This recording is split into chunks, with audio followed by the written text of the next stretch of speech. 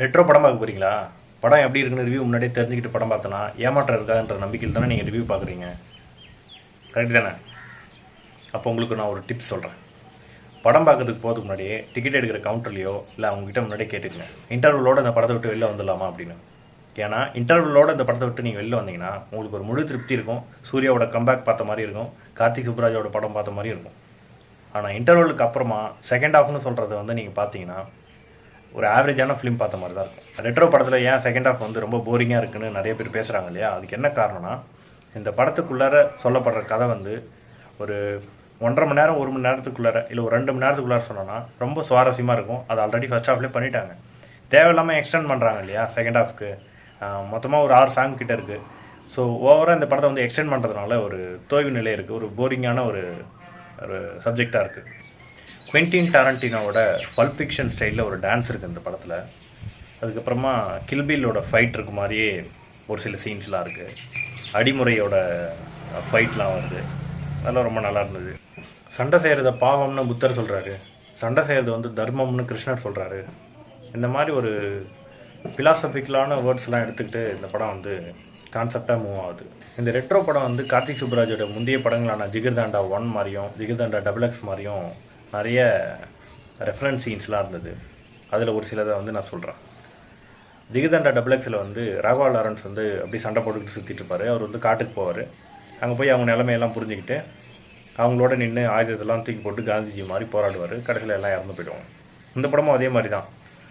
சூர்யா ஒரு நிலைமைக்காக அந்தமான் போகிற மாதிரி ஒரு சுச்சுவேஷன் க்ரியேட் ஆகுது. அங்கே போன உடனே அங்கே இருக்கிற மக்களோட நிலைமையெல்லாம் புரிஞ்சுக்கிறாரு. அந்த மக்களை நாமளும் ஒரு ஆள் முக்கியமானவன் அப்படின்றத புரிஞ்சுக்கிட்டு அவங்களுக்காக நிற்கிறாரு. அதில் வந்து காந்திஜி மாதிரி நிற்பார், இதில் வந்து புத்தர் மாதிரி நிற்கிறாரு அப்படின்ற மாதிரி ஒரு சில ரெஃபரன்ஸ்லாம் வச்சுருந்தார். அது இதுவும் கிட்டத்தட்ட சிமிலராக அதே பேஸில் தான் ட்ராவல் பண்ணுற மாதிரி இருந்தது.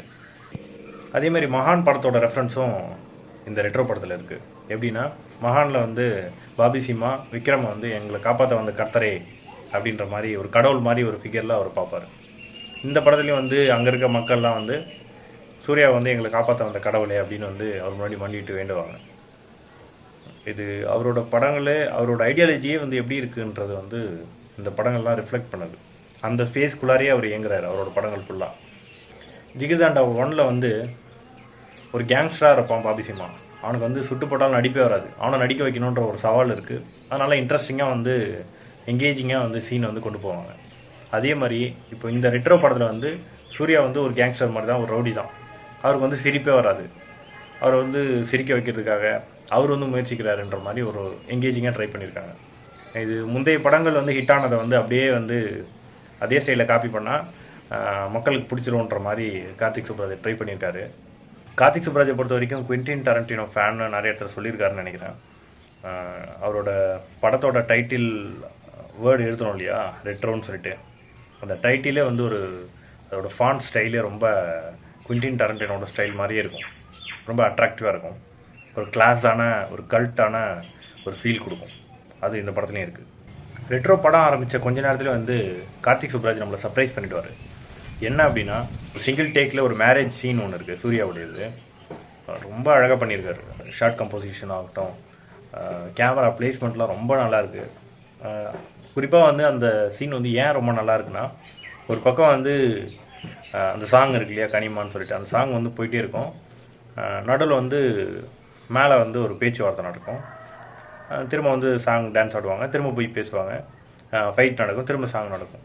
இப்போ இது வந்து என்ன மாதிரி ஒரு மூட் செட் பண்ணுறாரு அப்படின்னா, உண்மையிலே வந்து ஒரு கல்யாண மண்டபத்திலாம் வந்து ஃபைட் நடக்கும், டான்ஸ் ஆடிட்டு இருப்பாங்க இல்லையா, ஒவ்வொருத்தவங்க ஒவ்வொரு பக்கத்தில் இருப்பாங்க. இது இந்த படம் வந்து ஒரு இயல்பான படம், உண்மை மாதிரியே இருக்கும் அப்படின்ற மாதிரி ஒரு ஃபீலாக இருக்கும்.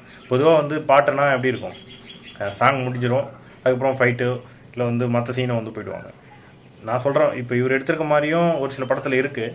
ஆனால் இவர் கையாண்ட விதம் வந்து ரொம்ப ஒரு கேரக்டர் வந்து ஃபாலோ பண்ணிகிட்டே போகுது கேமரா.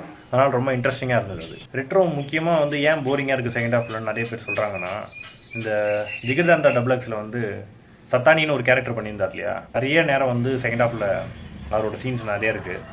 அது ரொம்ப போரிங்காக இருக்குது அவரோட ஆக்டிங் வந்து. அவர் இந்த கேஸ்ட்டுக்கு வந்து சரியாக படாத மாதிரி எனக்கு தோணுது. மேபி வேறு யாராவது ஒரு கேரக்டர் பண்ணியிருந்தாங்கன்னா ரொம்ப இன்ட்ரெஸ்டிங்காக இருந்திருக்கும். அது வந்து ஒரு போரிங்காக போகிறதுக்கான காரணமாக இருக்கலாம். ஏன்னா அவர் வந்து வில்லனாகவே நம்மளால் பார்க்க முடியல. ரொம்ப ஸ்டைலாக இருக்கார் அவர். அவரோட ஆக்டிங்குமே வந்து ரொம்ப ஒரு ஒரு வில்லன்னா பார்த்தா பயப்படுற மாதிரி, ஒரு டென்ஷன் பில்ட் பண்ணுற மாதிரி எந்த சீனுமே இல்லை அவர்கிட்ட இருந்து. ரொம்ப ஈஸி கோயிங்காக இருக்க மாதிரியே இருந்தது. ஸோ அதனால் வந்து செகண்ட் ஹாஃப் ரொம்ப போரிங்காகவே அவரோட சீன் ரொம்ப எடுத்துகிட்டே போயிட்டாங்க, எக்ஸ்டெண்ட் பண்ணிட்டே போயிட்டாங்க. சர்வாதிகாரிகளுக்கும் அடிமைகளுக்கும் இருக்கக்கூடிய அந்த பிளே இருக்கு இல்லையா, அதை வந்து சூப்பராக ஒரு ட்ராமா மாதிரி அழகாக கொண்டு போகிறாரு. இருக்கிறதுலே மிகப்பெரிய கோழைத்தனம் தான் வந்து சர்வாதிகாரிகள் அப்படின்ற டைலாக்காக இருக்கட்டும். சர்வாதிகாரிகளோட பாயிண்ட் ஆஃப் வியூவில் வந்து அந்த சத்தானின்னு ஒரு கேரக்டர் பண்ணார்ல டபுள் எக்ஸில், அவர் வந்து பேசியிருக்காரு. இப்படியே வந்து நாங்கள் அடிமையாகவே வந்து அவங்கள சாட்டையால் அடித்து அவங்கள அடிமைத்தனம் பண்ணியே பழகிட்டோம். இப்போ வந்து எங்களுக்கு என்டர்டைன்மெண்ட் இல்லையே, ரொம்ப போரிங்காக இருக்குடா, நீங்கள் டெமோக்ரஸி பீஸ் அப்படின்னு சொல்லிட்டு நீங்கள் போயிட்டீங்க, எங்களுக்கு மன நிம்மதியே இல்லை, அதனால தான் நாங்கள் இப்படி இருக்கோம் அப்படின்ற மாதிரி உங்களை அடிமைப்படுத்தி உங்களை அடிமையாக நாங்கள் கையாண்டால் தான் எங்களுக்கு திருப்தியே நகர மாதிரி தான் அவரோட கேரக்டர் வடிவமைக்கப்பட்டிருக்கோம். சர்வாதிகாரிகளுக்கும் அடிமைகளுக்கும் உள்ள வித்தியாசங்களை இந்த படம் வந்து பேசுது. வார், அதாவது ஒரு போராட்டம் வந்து நம்ம போராடி தான் வென்றாகணும் அப்படின்ற மாதிரி இந்த படம் நகருது. ரெட்ரோ படத்தோட கேஸ்ட் அண்ட் க்ரூ வந்து டெக்னிக்கல் சைடில் ரொம்ப நல்லா இருந்தாலும் சந்தோஷ் நாராயணன் ஆஸ் யூஷுவலாக கார்த்திக் சுப்ராஜோட ரொம்ப ஃபேவரட். அவர்லாம் வந்து பயங்கரமாக மியூசிக் போட்டிருக்காரு. படத்தோட கேஸ்டிங் இருக்காங்க இல்லையா, அது வந்து அந்தளவுக்கு வந்து ரொம்ப இன்ட்ரெஸ்டிங்காக இருக்க மாதிரி எனக்கு தெரியல. டானாக்காரன் படத்தோட தமிழ் வந்து சூர்யாவுக்கு அப்பான்னு சொன்னால் ஏற்றுக்கிற மாதிரி இருக்கா. சின்ன வயசில் சூர்யாவோட கதாபாத்திரத்துக்கு ஒரு பையனை காட்டுறாங்க, ஒரு சைல்டு ஆர்டிஸ்ட்டை, அது வந்து சூர்யாவோட ஃபேஸ் ரிஃப்ளெக்ட் பண்ணுற மாதிரி இல்லை. சத்தானின்னு சொல்லிட்டு ஜிகிர்தண்டா டபுள் எக்ஸில் ஒரு கேரக்டர் ஒருத்தர் பண்ணியிருந்தார்ல, அவர் வந்து இதில் பணக்காரனாக பண்ணியிருக்காரு, ரொம்ப ஒரு ராஜவம்சத்துலேருந்து பண்ணுற மாதிரி இருக்குது. அது வந்து ரொம்ப இன்ட்ரெஸ்டிங்காக இல்லை. ஸோ கேஸ்டிங்கில் கொஞ்சம் கவனம் செலுத்திருக்கலாம். பூஜா ஹெக்டே வந்து இந்த படத்துக்கு வந்து ஹீரோயினாக செலக்ட் பண்ணது வந்து ஆப்டாக இருந்த மாதிரி இருந்தது. மற்றும் ஒரு சில கேரக்டர்லாம் இருக்கு இல்லையா, இவர் நாசர்லாம் வந்து இப்போ நிறைய டைலாக்ஸ்லாம் இல்லவே இல்லை, அவரோட எக்ஸ்பிரஷன்லேயே அவரோட கேரக்டர் வந்து என்ன ரெசம்பிள் பண்ணுமோ அதை ரொம்ப அழகாக பண்ணியிருந்தார். கார்த்திக் சுப்ராஜுக்கு வந்து த்ரில்லர் வந்து ரொம்ப ஃபேவரட் ஜான்ரான்னு நினைக்கிறேன். ஏன்னா பீட்சா படத்துலேயே வந்து ஒரு த்ரில்லர் ஜோனில் தான் ஒர்க் பண்ணியிருப்பார். இப்போ ரெட்ரோலையுமே வந்து சூர்யாவோட ட்ரெஸ் எல்லாம் கைட்டினோடனே அதில் ஒரு வேலு சிம்பிள் ஒன்று இருக்குது, முருகரோட வேலு சிம்பிள். இதெல்லாம் வந்து ரொம்ப சைல்டிஷாக ஒர்க் பண்ண மாதிரி இருந்தது, ரொம்ப இன்ட்ரெஸ்டிங்காக இல்லை. அது சக்திமான் சட்டை திறந்து காமிக்கிற மாதிரி இருந்தது, அதெல்லாம் வந்து கொஞ்சம் போரிங்காக இருந்தது. அப்புறம் இந்த ஊருக்கு அந்தமானுக்கு வந்த உடனே உடம்பெல்லாம் சிலுக்குது அப்படின்னு சொல்கிறதா இருக்கட்டும், அவரோட பிறந்த இடத்துக்கே அவர் வராருன்ற ஐடியாலஜிலாம் ஓகே, ஆனால் அதை ஸ்பிரிச்சுவலாக டீல் பண்ணியிருக்காரு. அது இந்த படத்துக்கு பொருந்தலை. ஸ்பிரிச்சுவலாக வேறு படத்தை நீங்கள் ஸ்பிரிச்சுவலாகவே அந்த அப்ரோச்சில் எடுத்து போயிட்டு தான் பரவாயில்ல. வெவ்வேறு பரிணாமத்துக்கு இந்த படம் மாறிக்கிட்டே இருக்குது. ஆரம்பத்தில் வந்து இந்த ஸ்மக்லிங்லாம் பண்ணுற மாதிரி அதை வந்து காமிக்கிறாங்க. அப்புறம் இவர் லவ் பண்ணுறாரு, இதெல்லாம் காமிக்கிறாங்க. அந்த கேங்ஸ்டர் அவங்க அப்பாவுக்கு அவருக்கும் பிரச்சனை. அதுக்கப்புறமா அவங்க அப்பாவோட கையை வெட்டிட்டு அவர் வந்துடுறாரு.